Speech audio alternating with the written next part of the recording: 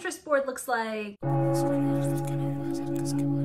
then we should talk about what you're reading. My name is Yona. I'm one of the librarians at the Free Library of Philadelphia's Field Teen Center, and this is your Dark Academia Reading Roundup. Just like the Dark Academia fashion aesthetic draws on schoolish themes with dark color palettes, Dark Academia fiction explores school and school topics through a dark and often twisted lens. We're talking murder, we're talking betrayal, and sometimes even ghosts, vampires. This list has a little bit of something for everyone. If you only read one Dark Academia book this year, let it be Ace of Spades. This is for fans of Get Out or The Taking of Jake Livingston. The main characters are the only two Black teens at their exclusive and very competitive private school. And at first, when everything starts going wrong for them in their senior year, they think they're being paranoid, until it becomes very clear that the rest of the school really is out to get them. This is a stressful thriller with some really great queer representation. And speaking of queer representation, The Pledge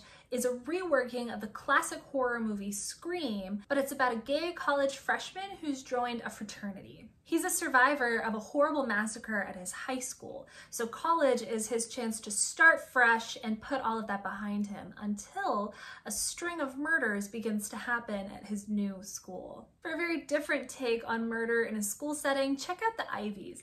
It's about four girls who are really good friends, such good friends that they plan to all go to the same competitive Ivy League school together. But are they really such good friends, or is one of them out to get the others and stay ahead by any means necessary? In The Whispering Dark, the protagonists are investigating a murder. The lead lady is a deaf girl who's tired of being treated like she's fragile, and the lead boy has been touched by a near-death experience himself. And of course, they hate each other, and of course, the only way forward is for them to work together. So this one is great for folks who like dark themes and the enemies to lovers or rivals to lovers trope.